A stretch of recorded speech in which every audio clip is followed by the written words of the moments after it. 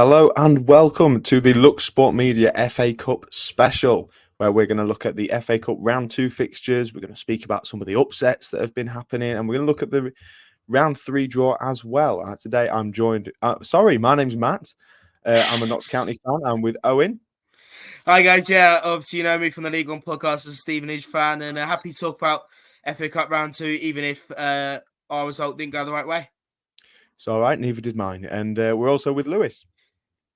Yeah, hi Matt. I'm usually on the Championship podcast. I'm a Hull City fan myself. Yeah, we'll be going on to the third round draw where I get to chat about our lovely draw at home to Birmingham. So can't wait for that. So out of all three of us, only one of the hosts' team has got through to the third round. Lewis, you've got a lovely little fixture, which you're obviously very happy about. You're playing Birmingham at home. Speak to us. I'll be honest, I don't think the draw could have went any worse, to be honest. The last thing you want is a Championship side. And it's not like I can even say to myself, oh, it's a home game for me. I don't even live in Hull. I live in Sheffield, so I don't even think it's one I'll make my way over for. I would have loved something like Newcastle away because I don't know if you can tell from the accent. I'm actually from Newcastle. And being a Hull fan up there, it's a little bit weird, but either that or one of the big six Premier League sides or potential non-league outfit. But it couldn't have went worse. Birmingham at home. No offense to any Birmingham fans, but I did not want that at all. No, I feel like it's almost a bit of a, not a pointless draw, obviously, because it's the FA Cup. It's not pointless, but you either want to challenge yourself against, in my eyes, you either want to challenge yourself against a higher opposition, earn a bit of a payday from doing so, or play against somebody who's a bit lower down in the tables and give you a bit more of a chance of going through to then face a higher opposition, get to the bigger rounds, etc., etc. Seems like you've hit a bit of a stalemate almost, like both clubs have. 100%. And I feel like the attendance at the game will probably mirror that. It stinks of 6,000 attendance or something like that, unless we put the tickets at £3, like we're most likely will. Like if we got someone like an Eastleigh or someone at home, then that would have been brilliant because they would have brought potentially 1,000 fans and would have been a great payday for them. But no, it's a meaningless game, and yeah, I don't think anyone's going to say they're looking forward to that one. 6,000, we dream of that sometimes, especially the FA Cup. That's what I mean. I'm by two fans here who've had experience in higher leagues, experience with loads of fans. I've seen us play in front of like 1,500, 2,000 fans a lot of the time. So it's always a great experience when we actually go to these top grounds. So like Villa Park last year, but I banged on about that for about a year and a half, and I won't stop.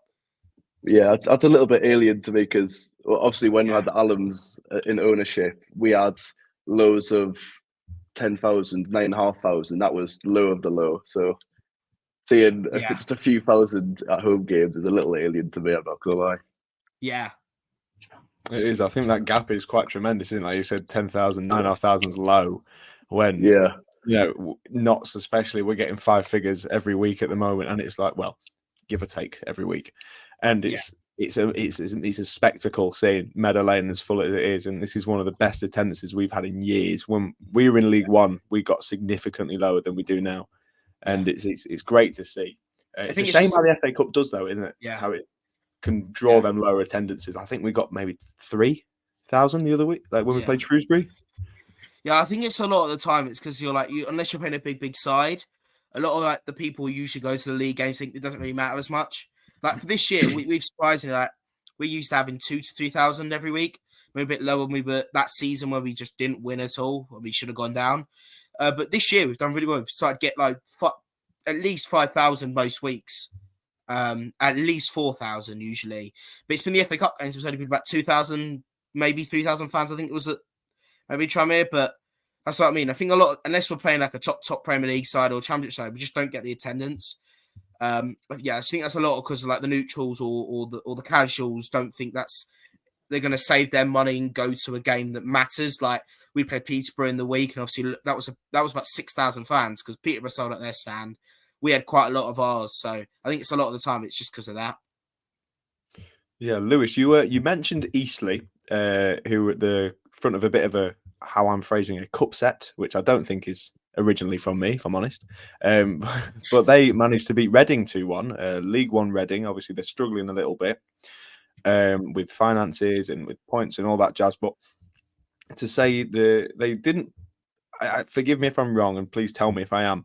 But to my knowledge, Reading didn't field the strongest 11 that they could have done, which in my eyes was massively surprising when you've got a National League side. Eastleigh are a good side, by the way. Paul McCallum did fantastically this game. Yeah. When you've got a National League side in the FA Cup and 67, is it 67 grand if you go through? Yeah, something like that, yeah. And You've that got money's going to be so crucial to Reading at the moment. I don't know why they didn't go strong. Because That's what I'm especially, thinking. yeah, I know EC, there wasn't a great draw for EC. If I just double check who they're playing in the next round. They're But yeah, playing, they're away to Barnet or Newport. So realistically, if Reading went for it, they could have been in the fourth round. That's a lot of money for them, especially the position they're in now. That's valuable to paying off debts. Yeah, no, of course. That's the point I'm kind of trying to get across is that I don't understand when you're in such a poor fiscal position like Reading are, and you have that like a good opportunity to play a strong 11 and should theoretically comfortably be to side 2 divisions lower. Admit it's all up in the air. Why you wouldn't kind of throw everything at it? Yeah, I do feel like it is just a case of massively underestimating the opposition, and even though they're our League One side, they've not been in the best form by any means. And to have players such as Lewis Fing and Sam Smith on the bench, yeah, they came on, but if they started, that could have completely changed proceedings. And yeah, like you said, 67 grand or whatever it is, for the financial situation and what's going on upstairs at Reading, that could have made a bit of a difference. And of course, we all know about the upstairs situation due to all the off-field protests that were happening at the game. Yeah, I think also if you get to the full 5th round, 6th round, you play a big side, you make a good respect to yourself. That gives you a platform for an American or someone from the Middle East or like someone who has money to go, oh, I like them. I like how they played. They're up for sale. Oh, great. We'll go and buy them. That's brilliant.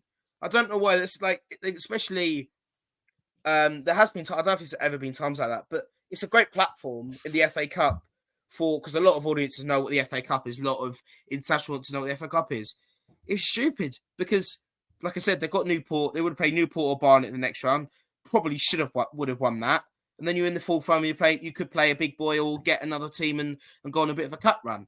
So it's stupid. It's on both ways, to be honest. And it's a mess there. And I've never rated Ruben Selles as a manager, to be honest. I've said this on the podcast a couple of times. I think he should be sacked. The reason why he isn't, I think, is because of the situation at the moment. I know he's in a tough position with the points deduction, but there's times where he's just not set up his team, especially when they're winning, to defend, and it's cost them dearly. Shrewsbury was one where they conceded 2 goals in injury time or near injury time to go from winning position to losing, and they were 2-0 up against Portsmouth. Granted, Portsmouth are a brilliant side, but they lost. They were 2-0 up, and if they kept themselves shut and maybe tried to defend, they could have got at least a point out of that game. They lost that quite comfortably in the end. I do think they're going down this year. It'll be a rebuilding job. We'll just hope to find a buy. I think there has been some improvement in it from what we were talking about last week, but just hope that goes down the line. On the flip side of that, however, obviously it's not all on Reading and poor decision making. It's a brilliant result for Eastleigh. Obviously through to the 3rd round of the Cup, like we've said, £67,000 has been the reported figure. Going into a National League squad who are able to make transfers whenever, because obviously there's no windows in the National League. They're really Eastleigh are one of those teams in my eyes who really could push for the playoffs this year. I think with Paul McCallum, who's doing a fantastic job. I think he's one of the top goal scorers in the National League at the moment. Players like Enzio Baldwin, who've got a lot of Football League experience, playing in League 2 with Sutton, playing League 2 in Notts County even. They really do have the opportunity to go forward, and I think this is only going to benefit them in that sense. Yeah, the only worry about that, though, is if McCallum in January, if some desperate League 2 or League 1 club looks at him and goes, well, he scored loads of goals nationally, and look at him against a League 1 side like Reading, he might be the answer to a goal scoring problem that someone might put in a decent bid for him. I don't know how old McCallum is, or McCullum, sorry, or what's experience like and how he might react from those situations. But yeah, I'd love to see a club like EC in the Football League. I love to see like Wrexham and Notts County are sides that should be in the Football League, to be fair. But I love to see like a Boreham Wood and Eastleigh, like teams like that to be in the Football League because it's someone new, it's someone exciting. I've always petitioned for someone like the Boreham Wood to be in there because they haven't got the greatest attendances, but like I said, doesn't matter when attendances, but they build a good side. And I always say I rate Luke Gerrard. I think he's one of the best National League managers up there because considering the squad they have and the funds he has, he builds a great squad. I know, and it's about Eastleigh, but there are some brilliant National League sides that I wouldn't be surprised got up with else in the next couple of years and could change the shape of the Football League. Yeah, no, I think you're completely correct. I think seeing a team like Eastleigh in the Football League would be incredible. I just want to comment that Luke Gerrard is the Boreham Wood manager. Yeah, sorry, I got confused. I thought you were speaking about him as the Eastleigh boss. I've rated him for years. I feel like it just like as because when Stevenage have had managers sacked, I've always gone for. I think he should be manager. I think we should go for him. I think he's just very comfortable at a job at Boreham Wood, so that's why I think he stays. But I think the Eastleigh manager's done a brilliant job where he is. That's the problem though at the moment with the National League, and there have been talks about this. But people like Chesterfield, Wrexham to an extent, Notts County to an extent, which is because they're massive clubs, or Wrexham massive club plus the budget they had with the ownership. You've got loads of money and be able to attract players from higher leagues. That is sort of freezing these typical National League sides out of a chance. Like Chesterfield, what are they? 14 points clear or something stupid in the National League at the moment.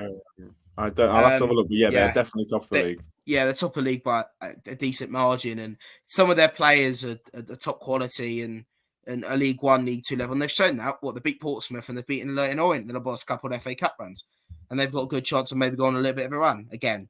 It's the third year in a row they've made the third round of the FA Cup. So, as a non-league side, yeah, no, it's an incredibly interesting one. It's one of the cup sets that we wanted to speak about as well as Chesterfield beating Leyton Orient. Obviously, Leyton Orient also in League One. Also not doing fantastically, but definitely not in the same situation as Reading are. Great result for them. I've seen obviously, I didn't see the game personally, but I've seen online that a lot of Chesterfield fans saying this wasn't their best game. They genuinely didn't play that well. But to not play very well and then get a result against the League One side, I think shows credit to the job Paul Cook's doing at Chesterfield. And yeah, like you said, they are top of the league. They are 8 points ahead, and they have 2 games in hand on Bromley, who are in second. So they are absolutely flying at the moment, and I think it's in their own hands whether they come up. Yeah, they've got Watford away in the next round as well. So obviously a tough test for them, but it'll be interesting to see how they play there. Watford are doing all right in League One and Championship at the moment, but I can see them pushing them a little bit there. Yeah, no, I think they will do. How are Watford doing this season, Lewis? They've only just beat Hull this weekend, which I'm still recovering from, if I'm being honest. They've been very consistently inconsistent, is what I'd like to say. They've had a good few last 4 games. They've won 3 out of the last 4, and they're only 3 points of the playoffs. But about a month ago, they were in and around the relegation spots. They're just in that contingent of teams between 6th and about 12th that I've got like 2-3 points between them, all going for the playoffs. So they've been okay as of recent, but they got off to a fairly poor start in the season. Okay. How do you think they'll line up against Chesterfield? Do you think they'll kind of, how we see Reading lined up and underestimated Eastleigh? Do you think Watford could possibly do the same thing? And think we're Watford, we're a former Premier League side, we should be in the Premier League, and we're playing Chesterfield of the National League. How do you think they're going to kind of approach the game in that sense? It's one of them ones where, on paper, it's Championship side against National League, but in truth, Chesterfield are a high League Two quality side. You know, the likes of Will Grigg, etc. Paul Cook is a League One manager in my eyes. It's absolutely brilliant for Chesterfield that they've kept a hold of him in National League. But I don't think that Watford will underestimate that, and will probably wouldn't power a second string team. But I don't think all the heavy hitters such as Aspria, Kayembe, I don't think all of them will be there. But they'll certainly put a lot more of a fight up in comparison to Reading away at Eastleigh. Yeah. Okay. Just a very quick little note that I've just found out that Paul McCallum is actually the top goal scorer in the National League at the moment. He's got 16 goals so far, which is pretty impressive to say they've played 17. Well, he's played 17 games. Cup sets. Aldershot Town drew 2-2 with Stockport. I believe they were down. Were they down 2-0? No. No. So Aldershot took the lead. Stockport, I think it's a brilliant goal from Byrne, from what I've seen. Yes. Just sort of roared in from centre back and put one in there, which fair play to him. Then Stockport scored again with Madden, obviously top goal scorer for them, I believe, with Madden and doing really well for them. And then Stokes with his second as well in the 6-7 minutes to force a draw. Just get a quick mention to Stokes because he's been brilliant for them, considering last season he was playing #United with Sudbury, and now he's scoring loads of goals against League One and League Two defences, and maybe forcing his way into maybe an EFL move this year or the next. Just special mention to him. But yeah, Aldershot, brilliant result, especially considering Stockport are a top side in League Two. Obviously they beat Swindon, was it 7-4 in the end in the first round? And I know it's away, but I can see Aldershot maybe nicking one there, maybe beating Stockport in the replay. I think it's going to be. Sorry, Lewis, please. Sorry, it all came round the game for them at probably the best time possible. Of course, Stockport went on that run of 12 wins in a row, something like that. Absolutely incredible. That saw them be at the top of League Two. But ever since, they've, including that draw against Aldershot, they've lost 1 and drawn 2 in the last 3. And a couple of games prior to that, they also got a loss against Bolton. I feel like it's came round a very good time. And if this was maybe a couple of weeks ago, I don't think we'd be talking about a potential cup upset. I think Stockport would have potentially strolled by and knocked in 3 or 4 against them. Yeah, no, I think you're spot on. And I think this is where Stockport have kind of, where, like you said, Aldershot have caught them at a good time, especially now they have got a cup tie. It's whether Stockport will focus on the cup or whether they will focus on remaining top of League Two, because obviously they are top. They're top by 5 points. However, there is so many teams very, very close behind them, with Wrexham and Barrow both on 37. They're on 42, Stockport. Wrexham and Barrow both on 37. Mansfield, Crewe and Notts all just behind them on 36. It's incredibly it's incredibly tight at the top of League Two. Yeah. Now, if Stockport focus more primarily on the FA Cup, obviously they could.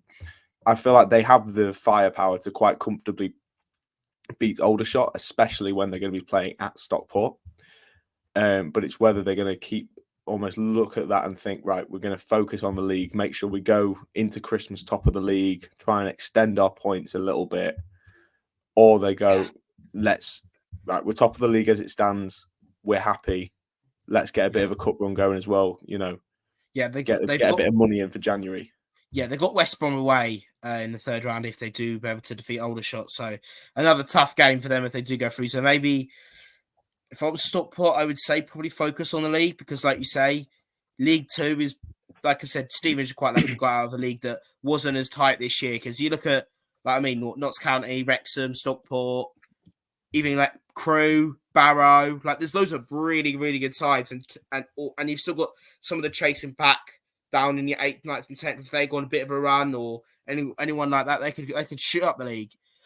That's how tight League Two, League One that usually is. So if I was Stockport, I would say focus on the league, but you never know really how it goes, especially if you could cause a shock. So I feel like with Stockport, of course, the league is priority for them. They are first, and despite that lack of form, they are still doing well. But I don't think they can underestimate the money that'll come through if they do beat Aldershot, because awaiting them in the third round, West Brom away, and that's a half decent little payout for a League Two side. And if they were potentially able to get onto a cup upset against that, they could be in with the big boys, in with the big six of the Premier League. Yeah, I think that's almost crucial when going into January as well, because obviously this money that if they go through would get is, £67,000 is a decent chunk of money. Like, I'm not saying it's a transfer fee for the top talent of League Two, but that's how much Notts paid for Macaulay Langstaff, for example. Reportedly, how much we paid for Macaulay Langstaff.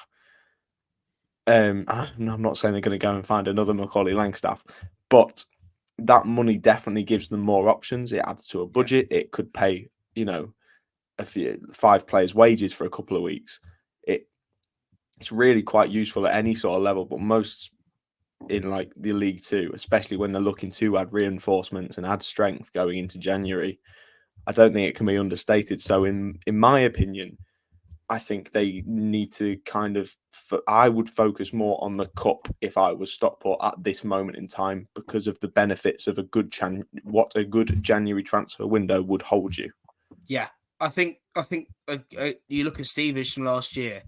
Like, we were second, sort of same position really, because we were second in League Two. When we played Villa in the FA Cup, obviously got through, got a bit of money from beating Kings Lynn, also being on TV, got a massive money spinning draw against Aston Villa side when there's 30,000 there. Somehow won when that was on iPlayer, so that was given a decent amount of money there. And the money we got from the third round and the publicity from it, because like they said, they had people on. I know it's just not from the money, but publicity, such as they had fans on like local news, national news. Because I remember my school, I was interviewed on BBC Breakfast about Stevenage, when we were playing Stoke, and the money from that game with the amount of fans there, right?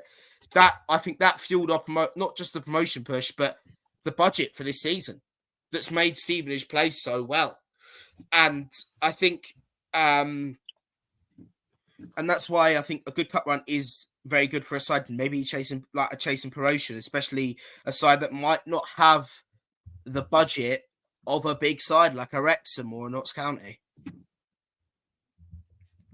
Yeah, no, I'd have to agree with you. I think another cup set that we kind of gone under the radar, which we didn't speak about pre-game, is the fact that Gillingham went and beat Charlton 2-0. Now, Gillingham had a fantastic start to League Two. They were top of the league for a while. I think they won about 4 games on the bounce, 1-0, which is a bit random. Then they sacked the manager, which was quite surprising. They're currently sitting 7th, so they are still inside the playoffs just. But they're doing well, but nothing absolutely spectacular. And then they go and play a mid-table Charlton team, who are mid-table in League One. They're 10th, so pretty much bang on mid-table. They're playing well at the moment, though. Charlton. They're playing really well at the moment. Yeah. They've had a bit of a renaissance because they sacked Holden, I think it was, early on in the season. I think it might be just after they drew with us. They brought in Michael Appleton, and he's been on fire. Alfie May, especially. He came back from injury after about a couple weeks, and him and Reed are near top scorers in League One at the moment. But yeah, they're doing really well at the moment, other than the slight blip they had against Cray Valley. I was like I said, sorry about interrupting, but I think at the moment they're going to be up there in the playoffs. But yeah, that was a shot loss to Gillingham. Yeah, no, it's more than fine. But yeah, that it's taken me a bit by surprise, especially since you've just mentioned how well Charlton are doing. To go and lose 2-0 to Gillingham, I think in my eyes is quite a shock. I feel like it was like on the surface, it looks like a fairly spineless performance from Charlton as well. Like just 3 shots and just a 1 on target as well, and getting outdone in possession as well from a team lower down. It's just fairly shocking on paper, really. Yeah, it is, especially when you've been saying about how good Charlton have been going forward. The use of Alfie May, for example. I don't know if he played, if I'm honest. Well, it says on Google he did. And it's like Gillingham have managed to keep him incredibly quiet for 90 minutes or however long he played, and that's a really impressive feat in my eyes. Yeah, and like I said, Gillingham have got their award. They played Sheffield United at home in the FA Cup, right?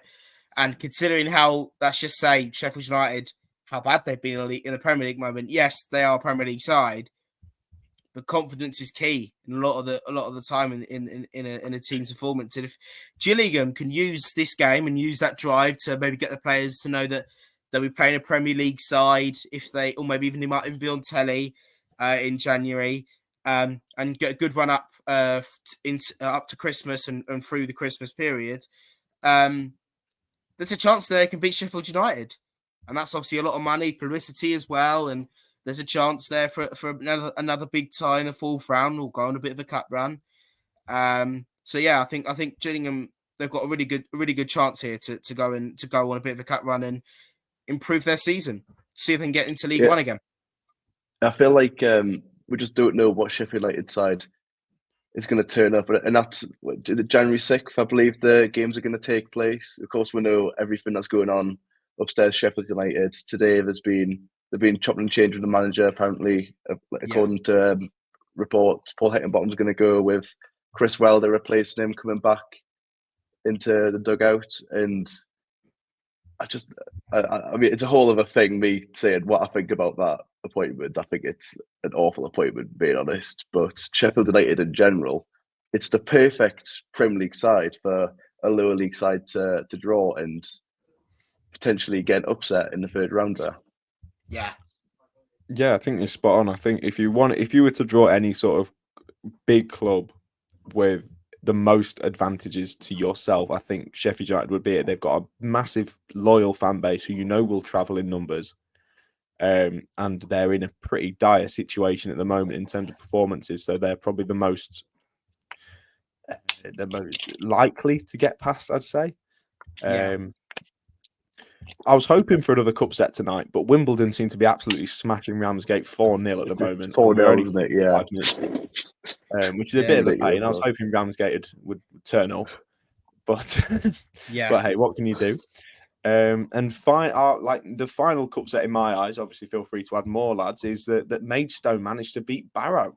Maidstone of National League South, who got relegated from the National League last season, have beaten a very, very good and a very, very informed Barrow side. Barrow have won have won 5 of their last 5 games with Pete Wild doing what Pete Wild does best. There's an interview out with Pete Wild on Look Sport Media if you want to hear more. But Barrow doing absolutely incredibly in the league. Hopefully could have gone on a bit of a cup run, would have kind of topped it all off at the moment. And stood in their way is Maidstone United, and that really shocked me. Yeah, I didn't. That surprised me at all. That surprised me a lot because I think, like I said, Maidstone, they were the National League South side. They got relegated last season, and no one thought they would do anything. And now they're into the third round. I think said first time since the 80s they've been to a third round of the FA Cup. Bit of a rotten draw they have got against my lot or Port Vale in the next round. So depending on that replay, but. Like I said, I know I'm bigging up my lot, but that is still it's a better chance of them getting into the fourth round than it is playing a side in the Premier League or the Championship. So for them, I think they'll be all right with the draw. Probably most likely it could even be a telly game as well, considering they are going to be the lowest ranked side, I believe, unless maybe Alderton Town. I've got their name wrong, haven't I? Alfreton, yeah. Sorry, guys. Alfreton or Walsall. I don't know what league comparison. Obviously, with it being regionalised in the National North and South. So, but yeah, I think Maidstone will be happy with what they've done. Happy with who they've got in the next round. Chance to maybe get to the fourth round, but even then, like I said, they started in the second qualifying round. They had to go through 3 rounds of qualifying, plus the last 2 rounds. So they've had to play 5 games in the FA Cup to get to where they are now. They'll be proud of what's ever happened. And hopefully they can use that money, which will be very, very nice for them, to go on promotion push and get back to the National League. Yeah, definitely. And did you see Bivesh? I'm going to absolutely butcher this name, and I'm so sorry. Bivesh Gurung, I believe is his name. That's his name, but that probably isn't how you pronounce it. Did you see his goal? Absolutely fantastic finish. Yeah. And am I right in saying that he's been there for a while, which is his hometown club or something? I think I heard someone reading something about that as well. Well, he's been there I think he might have been there for a little while. And you can tell from the scenes he's very passionate. And that's what you want. This is the FA Cup moments I live for, right? Yeah, I'm a Stevenage fan, and yes, it hurts, especially if we do play Maidstone, because the memories I have, the bad memories I have from losing there in a replay when it was live on, I think it must have been BT Sport on the 4G pitch in 2014. But to see those like Maidstone fans seeing what they haven't, well, some of them haven't ever seen them. Well, most of them probably have never seen them in the third round of the FA Cup. So to see them that happy and to sort of celebrate with the fans, you don't get that in the Premier League. You don't really get that in the Championship or even League One. To see that happen now is just brilliant. Okay, thank you very much. And so, what we should look at next, I think, is the games which are coming up in the third round, which are already guaranteed. There's a few big ones in there. My personal favourite, and Lewis, you might be able to give us a bit more information considering it's from your way, is Sunderland versus Newcastle. Yeah, that's the game up my neck of the woods, and I think it's safe to say that's going to be an absolute cracker. I think before we even go on to discuss if Sunderland will struggle against a Premier League opposition or anything, I think the real struggle on that day will be from Northumbria Police. If I'm going to be honest, they'll struggle to keep that one under wraps. It's going to be mayhem in the streets of Sunderland. But yeah. It's been way too long without a Tyne and Weir derby, and it's just going to be absolutely brilliant as well, no matter what the score is. If I'm being honest, I'd probably love to see a Sunderland win, just because I've got so many pals that are Newcastle fans, and it would make my day, certainly. Yeah. It's also good because it's evenly poised at the moment, because I think I look at a stat and they're like, is it something like 47 wins each or something that equals the amount of wins each team's got in the FA against each other? So it'd be interesting. Also, imagine like they just absolutely do over the Police by going, it's a Saturday kickoff at like 7:45. I wouldn't think that would happen. I think most likely it'll be a Sunday. It'll probably be an early kickoff at most, because they like to do that with a lot of those, don't they? They like to, a lot of the big derby games, they usually have them quite early, don't they? So yeah, I don't know why that's done. Is that done in the thought of it's quite early on in the day, they might still be a bit sleepy, they might not be asked about kicking each other's heads in. I think it's mostly to do with if it's a late kickoff, they'll drink too much and it will start a fight. Yeah. So I think it's more to do with they're not going to drink booze at 10 a.m. But it's the Britain, it's a derby match. They're going to drink booze early on. I think, and also this is Newcastle and Sunderland fans we are talking about. I'm sure they'll open the boozers up at like 5 a.m. just for this game alone.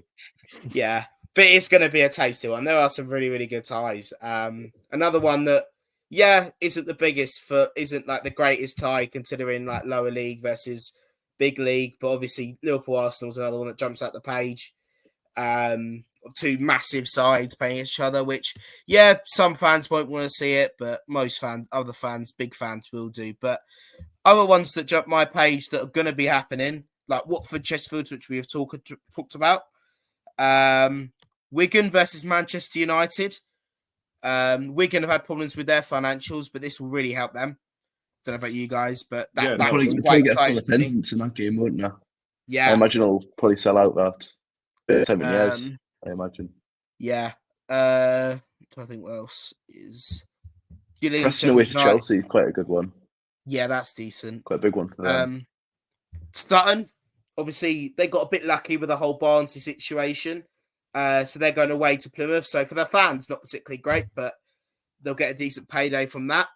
I think that one's that's going to be quite an interesting tie, because you've got Plymouth, who currently sits 16th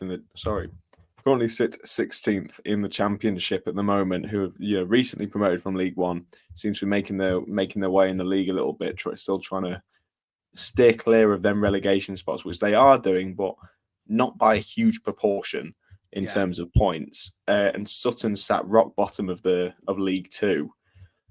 I'm really quite interested in which way this is going to go, because I can't see either team putting their all into the cup, because Sutton, obviously bottom of League Two, they need to focus on the league, otherwise they're going to end up in the National League again. No. Plymouth again have only just been promoted to the Championship. Is it 4 up, 4 down from League One, League Two, League One Championship? Sorry. Yeah. Oh no, it's from So League One to the Championship, it's 3 down. It's 3 up, 3 down, I believe. Yeah. Yeah, League One is 4, and then I think League Two to National League is 2. So that's what I mean. Sutton do not want to go down again because we Wrexham fans, and I presume Notts County, Matt will know how hard it is to get out of that league. With the two promotion spots, I'm quite lucky. We were quite lucky to stay out of that due to 2 teams going under, which isn't the greatest. But yeah, I mean, their aim has got to be stand up this year. This money will be a great help to open the window to see if they can get some signings in and hopefully make a difference. But be interesting. Another one that jumped off my page, though, will probably be what looks like to be Wimbledon versus Ipswich. Wimbledon are doing all right at the moment. Wimbledon are doing all right at the moment. But Ipswich are one of my favourites to go up with Leicester this year, so that'll be a really interesting game to have a watch at. Yeah, Ipswich are doing very well in the Championship, aren't they, at the moment, Lewis? Couldn't be doing better, to be honest. I didn't, when looking at like my predictions, etc. I had them nowhere near the automatics. I don't know if we're allowed to mention it on a podcast, but I know that second tier pod constantly went on about how they thought it was going to be up there, and by chance they are. And it just, it's just absolutely incredible job that Kieran McKenna is doing with them, and completely unexpected from me. No, they are. They're doing a fantastic job, and I think they've kind of taken everyone by surprise. They've almost been that they've done what Barrow have done in League Two and just snuck up there and just being in the top 3. That's kind of what, in my eyes, Ipswich have done. As someone who doesn't really focus too much on the Championship, that seems to be what they've done in the case. They've just appeared in like the top 3 or 4 and decided to stay there. Yeah, and it's not a case of them massively adding to the ranks in the summer. They didn't go out and spend loads of money. Yeah, they got these smart little additions such as Brandon Williams in on loan. He's got that Premier League experience, but the core of the squad is still what they had last season in League One. So it's just absolutely incredible that they've been able to make that step up and go to, but likely go to potentially the Premier League. Yeah. Yeah. I'm trying to have a look at the different result, like Crystal Palace Everton for me isn't the greatest of fixtures. It's just your bog standard Premier League game. Yeah. And on this sort of topic, I don't know if you'll have heard, but Jess Stelling was on TalkSport earlier on about completely reimagining the way the third round is done in terms of it's done through seeds. Now the big clubs are involved, so we don't have, there's less likelihood of games such as Palace and Everton and Liverpool and Arsenal. The Liverpool-Arsenal game, just to start with, I think that's really quite interesting because it gets one of the 2 teams who have the most chance of winning this competition out straight away. And I find that really quite interesting. So I think both of them are really going to have to go for this game, making it quite a spectacle. Yeah. And you'll have to forgive me if I'm wrong and kind of interrupt me, but the way Jeff Stelling said it in my ears was that the lowest seeded teams would be drawn against either Premier League or Championship sides exclusively. Yeah. And then the rest would kind of be all balled in together. Yeah. It's sort of going off the German model. I'm a big fan of international football and looking at the rules and things.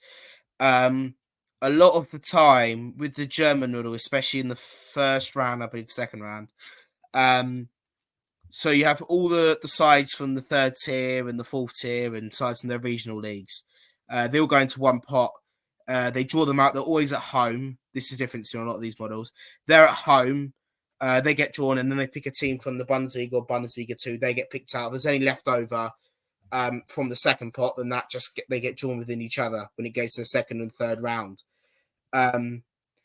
Also, I think they do it with France as well, a little bit like that. But a lot of the time with that is if it's an open draw. But I think with them, it's if they're 2 or 3 tiers below, no matter what team was drawn first, the side lower has to be at home. And that could maybe even be a model itself. So, for example, if, like I say, Maidstone played Cardiff, but Cardiff were drawn out first, whatever happens, Maidstone will still be at home that round. That could be another model they could use, even though I wouldn't think the lower tier sides would like it because of the revenue that they get from away games. But that could be another model to maybe try and get more teams to do the giant killing model, because obviously more teams you think have better chance of winning at home. So, but yeah, there's a couple of models from the other leagues that you could maybe try. I would say try it in the Carabao Cup first, maybe, if you're going to do it. I think they have tried seeding once or twice in the Carabao Cup. They did over a couple of years, so maybe that's already been done, but you never know. That could be a good way of using it. Or maybe even the FA Trophy as well. Yeah, no, and I think it's a really interesting point. Although I have got to disagree with you slightly in that I think the lower league clubs would much prefer having the home side than going away.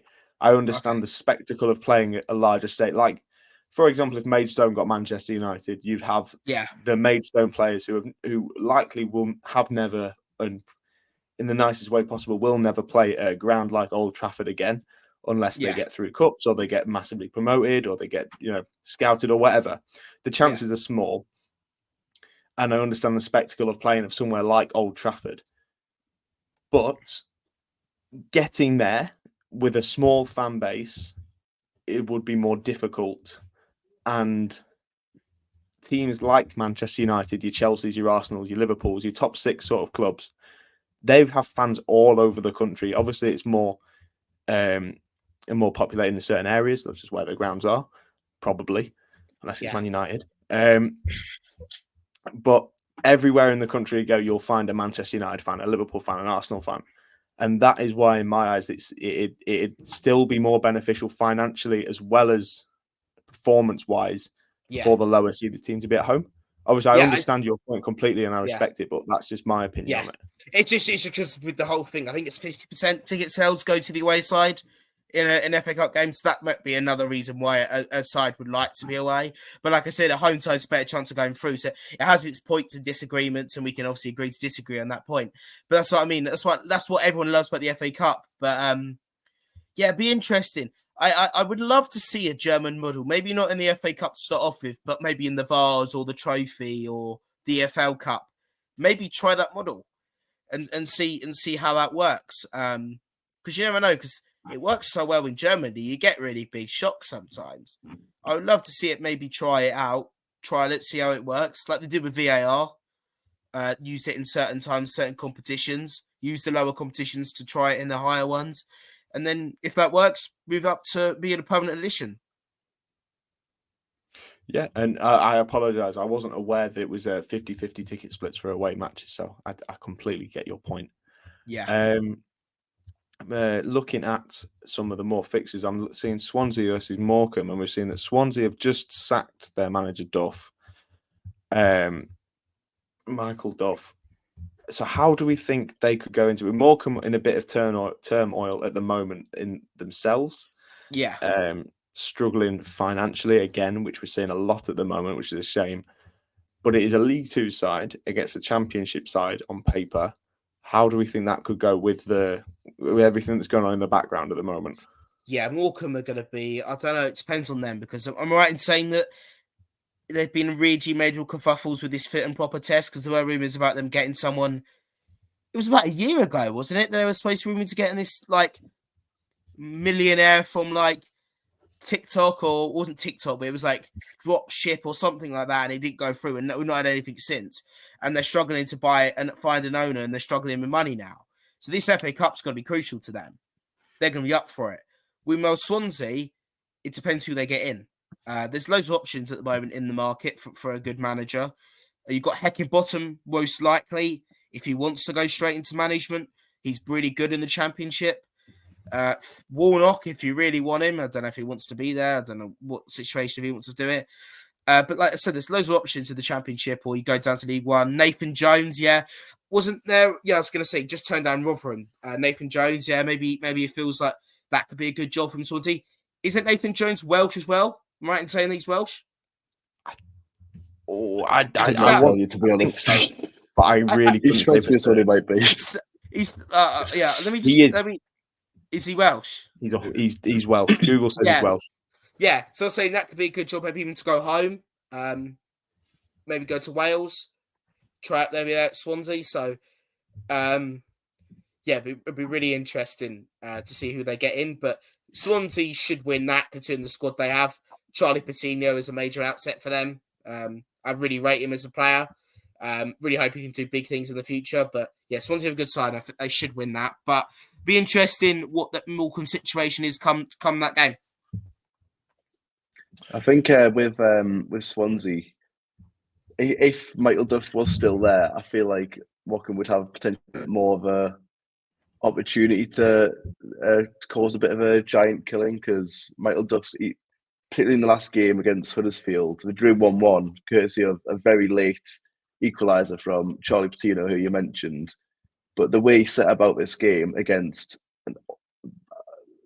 respect to Huddersfield, an awful Huddersfield side that always go out away, play for a point, play for a draw. They could have went there and got a win, because Swansea are a very poor form as of recent, winless in the last 5 or 6, I believe. But doing stuff such as playing Jamal Lowe at centre forward when he's an outright winger is just bizarre. And I'm not surprised, to be honest, that Michael Duff has been shown the exit. And if he was still there, then I feel like Morecambe would have a bit more of a chance. Yeah, and also I feel like you would think that maybe he shouldn't have left Barnsley.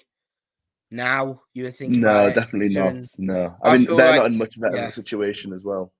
Yeah, but I feel like he probably would have been in a better situation if Barnsley, if you say to Barnsley, I think Barnsley would probably be in the promotion a bit higher up than they are at the moment. So, but there you go. At the end of the day, that's how it goes. But yeah, I'll also look at some of the other FA Cups that jumped the page for me. Another one is Middlesbrough versus Villa. Yes, Villa are playing really well at the moment. But like we said, Villa haven't won an FA Cup game in 8 years or something stupid like that.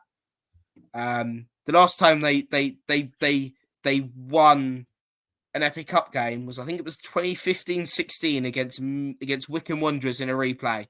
And since then, they haven't won since. Obviously, famously, they lost to us last year. They've lost to United. A lot of the time, it's because they do get a lot of big sides. There was one year that they faced Liverpool and then didn't even have their entire team because I think it was COVID. So they played the youth team because famously Louis Barry scored for them. Who's now at Stockport. Obviously, he's injured at the moment, but he's obviously starting to live up to his potential a little. But yeah, hopefully this year they might break the duck. But Middlesbrough are on a bit of a renaissance at the moment under Michael Carrick, so it'll be interesting. I feel like Middlesbrough are a really strange team at the moment. At the end of last season, I had them tipped to going up automatically. Yeah. They're currently sitting 12th. They are quite a way off the automatic spots. They're comfortably mid-table at the moment, and I really expected more from them this season, if I'm honest. So I'm quite interested to see how that goes. And Morecambe have just had a change of manager as well. They've just brought in Jed Brannan, I believe, who was caretaker for one game, and they lost. It was 6-0 to Wrexham. They lost 6-0 to Wrexham, and after that, he was appointed head coach. We spoke about this a little bit on the League Two podcast when it happened. I'm thinking he must have an excellent report off the field, because to lose 6-0 in your caretaker game and get given the job, that's quite a feat. I think that might be money, though. That might be a money situation. 100%. It's because it was the cheap option. He hasn't got previous experience in terms of first team coaching at this level. I think he was first team coach for Accrington's under 23s or something like that. But not to this level. So obviously would demand a much lesser wage than Derek Adams did, and somebody else of that nature would. So it'd be quite interesting to see how that does, because part of me is really rooting for Jed Brannan. I want him to kind of prove himself and go, this might be my first job, but I'm class, even though we started terribly with 2 losses. But then they have just gone and beat Wycombe in the FA Cup. So it's an interesting one. Morecambe, a bit like the phrase you used earlier on, Lewis, is they're consistently inconsistent, because they can go from beating Wycombe, who aren't even in the same division, to losing 6-0. Yeah, and I think going back on Middlesbrough, I was just about to say it as well. Consistently inconsistent. The very middle inside, this season. And you mentioned it as well, you tipped them for promotion. I feel like I was up until the point that they ended up getting rid of the likes of Chuba Akpom, who went to Ajax and isn't exactly having the best of times over there. Ajax in general is a right mess over in Holland, but they've recovered well after a pretty poor start to the season, and in very similar vein to Watford, just to sit around 3 points outside them playoff spots. Yeah, no, they are. It's going to be an interesting draw. For me, that's exhausted the main jump out fixtures. Is there anything? Is there any other fixtures that you two thought were big talking points? I think for me, I think another one is just sort of the amount of sides. You look at the non-league sides. There's not really none of the non-league sides other than you would say maybe Chesterfield. They've got a good chance of going through. You look at Barnet and Newport County. There's a chance there for an all non-league side, an all non-league tie in the fourth round, in the third round, so between Barnet and Eastleigh. But I think it just shows at the moment that non-league sides are good enough to beat league sides and go on a bit of a cup run. Like I said, I think there's at least going to be 3 non-league sides in the next round. At least 3. You could maybe have 6, maybe 7. Sorry, because you got Alfreton, Aldershot, and Barnet, who could go through via replays or their actual match being played.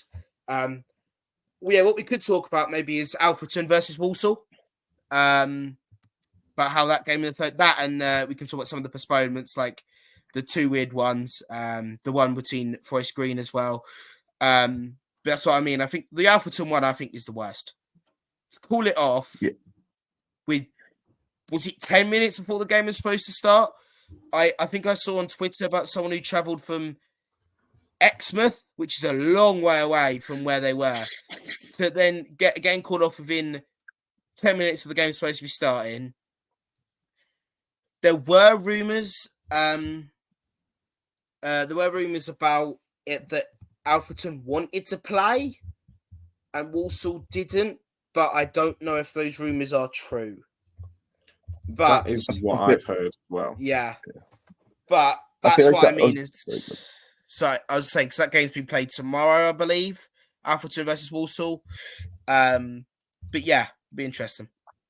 Yeah, you mentioned there like the 2 sides. Alfreton wanted to play Walsall on the other side. I feel like the reason why it was called only 10 minutes prior is because I think the TV channels wanted to go ahead more often than not. And when you weigh up the TV channels and the fans that have made the journey, unfortunately, for whatever reason, because of the economic background of football, the TV channels will always get priority as opposed to the fans that have made the journey. It is a game where if it wasn't on TV, it may have potentially been postponed a few hours, maybe even the night before. And the fact that I believe Alfreton were tweeting in the morning that there's not even going to be a ground inspection, or that it's already been completed and they were definitely going to play.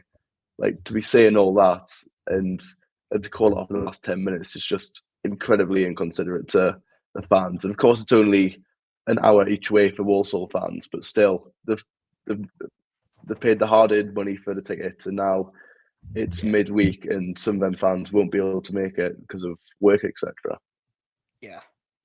Yeah, no, exactly. And you brought it up earlier on, Owen, that if Alfreton do go through, I think them and Maidstone, because Maidstone are National League North, I believe Alfreton National League.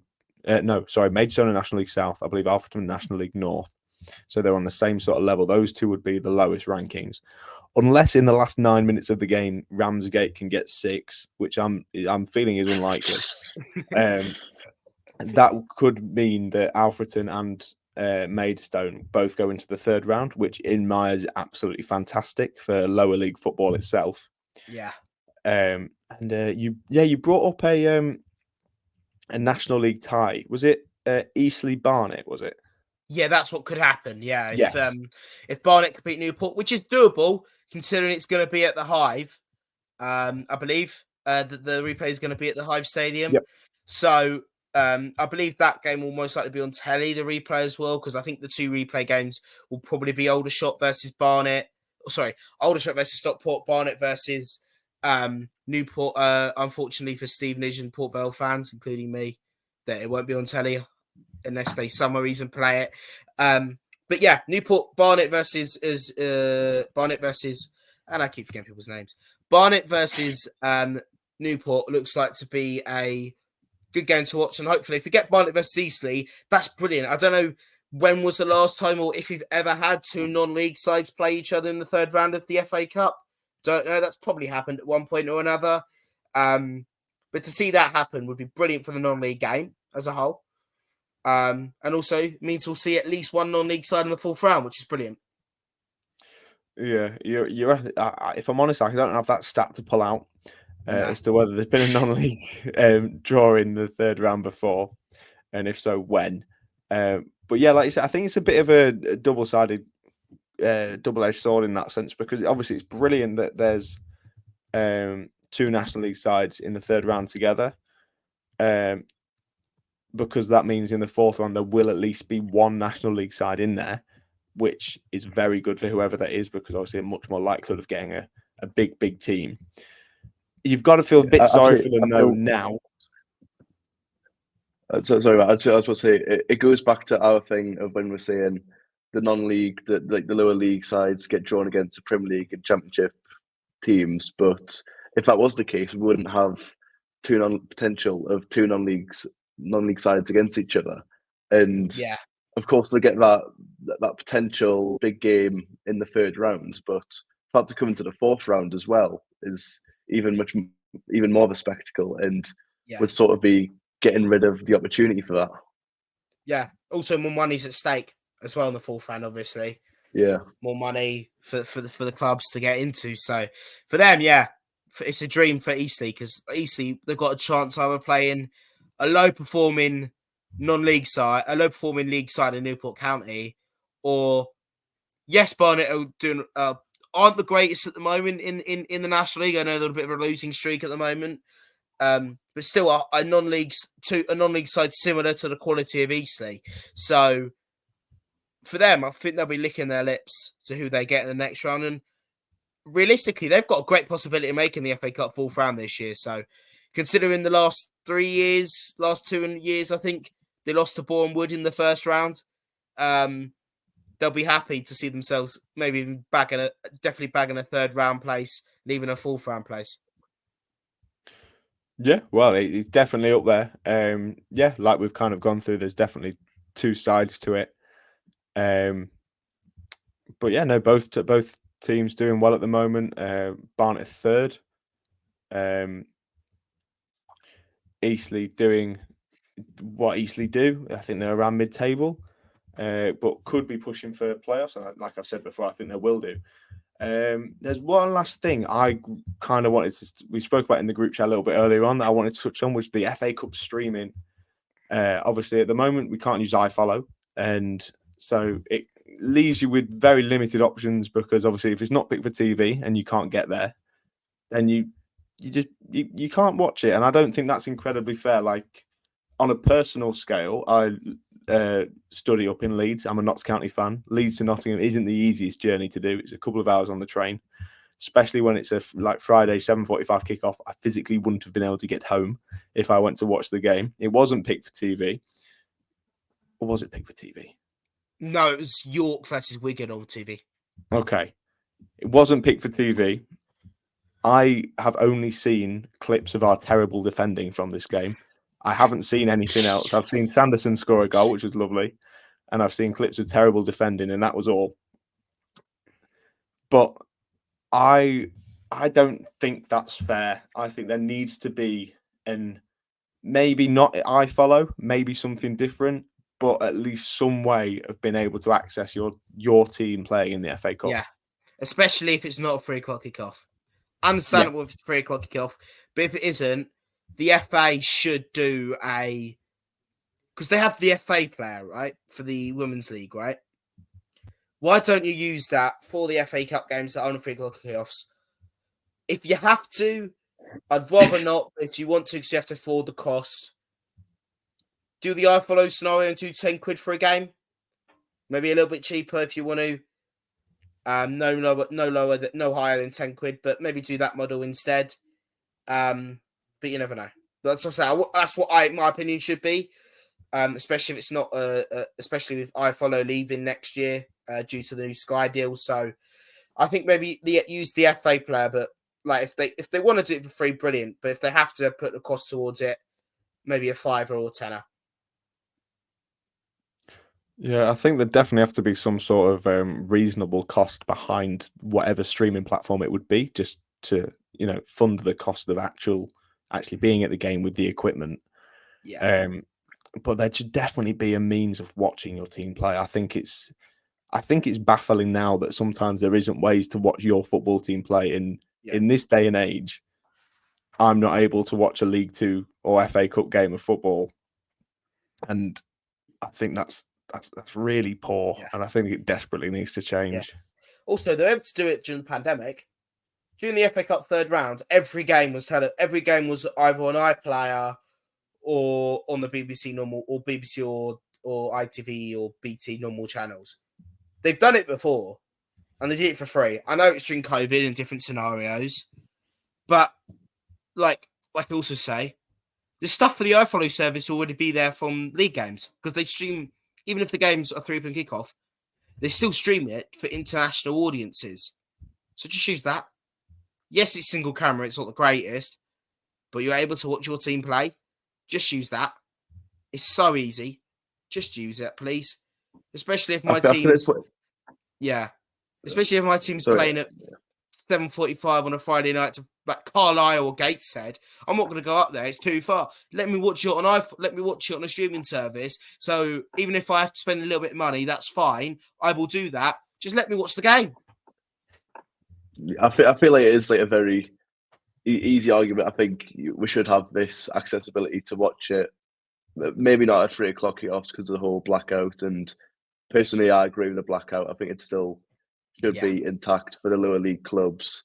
But I feel like when it comes to the TV companies that get to decide this sort of thing, the games that will be televised already are the big Premier League ones. The non-league ones probably won't get much coverage, even though they should do. Like I think Jess Ellen was saying as well, a lower league, non-league side coming up against half-decent opposition. That's where the spotlight should be, rather than Liverpool playing Arsenal. And I feel like if Arsenal Liverpool will be on TV, I don't think the TV companies, wrongly, I don't think they'll really care if Millwall Leicester is or isn't televised, or Swansea Morecambe. I just don't think that'll be their priority. Because Arsenal Liverpool's taking place on TV 2 weeks before. I think the 23rd, there's a game between Liverpool and Arsenal. Mm-hmm. And that's going to be televised 2 or 3 weeks later in the FA Cup. So that's what I mean. There's times where like the same game was televised 3 weeks in a row or something stupid due to TV and the FA Cup and all that. So it's stupid, but we live in those times where they have to show those games because otherwise the armchair fans are going to be really angry. So yeah, just sad, really. I feel like as much as I champion for Arsenal, Liverpool probably be one of the most boring fixtures in that third round, just because it's all Premier League tie, and all league tie in general is just pointless in my opinion. Yeah, but we are in the minority, us three sitting here, unfortunately, because them big six fans, they'll throw up a hissy fit if that's not on TV. It's just the way things go, unfortunately. Yeah, I'm afraid it is. And I think that kind of rounds us off nicely. Is there anything else you two wanted to bring up desperately? No, just about the Forest Green situation, but I think that's already sort of been situation. Yeah, which is sort of similar to Barnsley. If it is completely similar to Barnsley, they're probably going to be kicked out and replaced by Scarborough, which, again, that's a good chance for a non-league side to maybe go through. But I don't know. I feel like it's punishable. The problem is Liverpool had the same issue in the League Cup 2 or 3 years ago. against MK Dons because they finished prepared, but they were only fined about 100 grand. Yes, it was a different competition, but then also again, if Barnsley were fined 100 grand, that could sink them or lose them a ton of their budget. So I understand why they kicked them out because they're putting because this thing. If they were given the choice of expulsion or 100 grand fine, they probably would take the expulsion, right? Same as a team like Forest Green, because that 100 grand fine, even though they're still in the competition, you probably won't make that back, and that puts your team in the mud, especially if you're a small club like Forest Green are. So, yeah. If it was a similar fate for a Premier League or even a Championship club, 100 grand fine, they'd probably field a full 11 of ineligible players because they won't really care. So I feel like it is much better that they are just kicked out the competition there and then. Yeah, no, I think you're completely correct. I don't know too much about the Forest Green situation, if I'm honest, but from what I can gather is that they've fielded an ineligible player. Oh my word, that was a mouthful. I think if they are kicked out, which if they have done, they should receive the same punishment as Barnsley. So they should be. I think Scarborough Athletic will be rubbing their little hands together and they will be really chuffed because that'll be, well, if they go through, that means they'll be, again, tied lowest ranking in the competition, along with Maidstone and with Alfreton. And it leaves more room for one of those three to go forward, which personally I would absolutely love to see. I'd love a lower league club like that to go on such a run. And also, imagine if Scarborough win, they get this thing, they win, they beat Blackpool somehow. I know it's away, but still, you never know. Could beat Blackpool, and then what's that? They've got an away side against a Premier League side in Nottingham Forest. Like, that's what I mean. It's going to be, I mean, this has been thrown up weird that we've not had an eligible player for like, 10, 15, 20 years. You never see it. And now they're having it two in the same rounds. Like, it's mental. But it's a brilliant chance these non-league sides to go on those big away days and maybe have a shock. Yeah, maybe so. It does make you wonder whether there's been some confusion about the rules this year because, like you've just said, we've had two in the same round, whereas normally there's maybe one a competition at max. Yeah. And also with Barnes, I think Barnsley is more just them just not knowing anything, which is stupid considering that's been the rule forever with the lone player thing. But, you know. Hey ho, we move on and hopefully, well, personally, I'd like to see Scarborough Athletic in the second round against Blackpool. I'd like to see them in the third round against Forest. And as a Notts County fan, I'd like them to beat Nottingham Forest. I think that rounds us off nicely. Yep. So for those who've watched on YouTube, however many of you there are, thank you very much for watching. We'll give you a little wave because you can see us. For those listening on Spotify and Apple or whatever streaming service you use, thank you very much for listening. If you wouldn't mind leaving a 5-star review, that'd be fantastic. And of course, any feedback is always very welcomed. So thank you very much for listening. This has been the FA Cup special from Look Sport Media.